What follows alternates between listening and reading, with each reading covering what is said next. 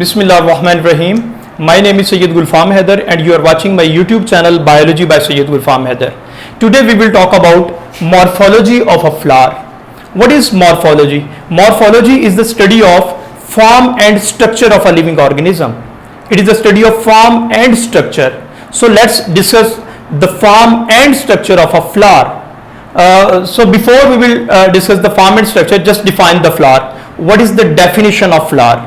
So we can say flower is actually the highly specialized, or you can say highly modified shoot of a plant which is responsible for the production of fruits and seeds. So keep in your mind, flower is actually the highly modified shoot of a plant. It is highly modified shoot of a plant which helps in the production of fruits and seeds. So this one is the definition of flower. Let's see how the flower actually helps in the reproduction. Dear students, you know that plant can reproduce in different ways, like sexual as well as asexual type of reproduction in plants can take place. Asexual reproduction in plants can take place like cutting, grafting, etc. But the sexual reproduction in plants takes place due to flower. So flower is the sexual reproductive part of a plant. Flower is the sexual reproductive part of a plant.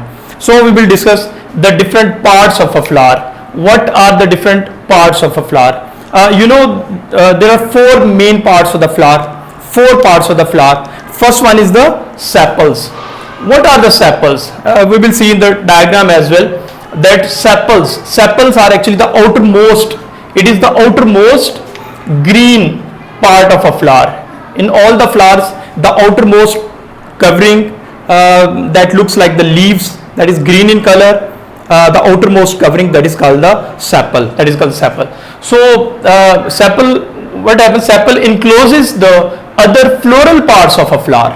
Sepal enclose the other parts of the flower. All the other parts of the flower, they are enclosed, they are present inside of the flower, of those sepals. And these sepals, which are actually green in color, which are you can say small in size, which are green in color and leafy in appearance, they collectively, we can say they are collectively called as the calyx. All the sepals, they are collectively called as calyx. Number of sepals varies in different flowers. In some flowers it may be 3 or it may be 5 or more than that, but mostly 3 or 5 sepals usually are present in different flowers. So all the sepals collectively, they are called as the calyx. So keep in your mind, calyx is the outermost part. It helps in the protection of flower. It helps in the protection of flower at the initial stage. When flower is at the bud stage, the sepals cover the whole flower, the inner parts of the flower. So it helps in the protection at the inner stage of the flower. The next part, that is called the petals. So what are the petals? Petals actually are the large colored part of the flower. This is very important thing. The flower looks beautiful due to petals. So petals are the large colored part. You know, the different flowers have different colors of petals. Okay, so petals gives color to the plant. So the large colored part of the flower is the petal. It forms a whorl just inside the sepal. It forms the whorls inside the sepals. Sepals are outside and the petals are present inside the sepal. So it forms a whorl inside the sepals. Inside the sepal is the petals. In petals case, we can say that all the petals collectively, they are called the corolla. All the petals collectively called the corolla. Like all the sepals were collectively called as the calyx. So all the petals collectively, they are called as the corolla. What is the function of corolla? Corolla actually are the petals.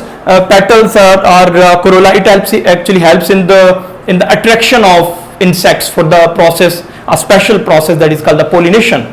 It actually helps in the attraction of animals, attraction of insects, especially like the honeybees. That helps in the process of pollination, transfer of pollen grains. So the bees or the insects are attracted towards the flower due to this colored part, that is called the petals. So petals is the second part of the flower. Then the third part is called the stamens. Stamen is actually the reproductive part of the flower. First two parts are called non-reproductive part because they did not have any role in sexual reproduction. But the stamen and the last one carpel, these two are called the reproductive parts. In this case, stamens are the first male reproductive organs, male reproductive part of the flower. So these are the stamens actually. If you see, these are the stamens, and stamen actually consists of two further parts. First one is called the anther and filament. Filament is thread-like structure, and anther is present at the tip of that filament. Inside the anther there are present pollen grains, which are actually the reproductive part, which are transferred from one flower to another during pollination. So this one is actually the stamen. Stamen actually the male part of the flower, or it consists of two parts. First one is called the anther, upper region, and the filament is the lower part. Collectively these two parts are called stamens. Filament and anther, collectively they are called the stamen. This one is actually the single filament, single anther, collectively they are called the stamen. And if we will see all the stamens of a flower, collectively they are called as the androecium. So this one is the male organ of the flower. Stamen is the male organ of the flower that helps in the reproduction. It is the male reproductive part. The last part, that is called the carpel. Here we see what is the carpel. Carpel is the last part. It is present in the center of the flower. It is the female organ of the flower. It is present in the center of the flower. This one is the central region. This one central part is called it is actually the carpel. Central part is the carpel. But we will see that carpel further consists of three parts. First one, this one is called the stigma.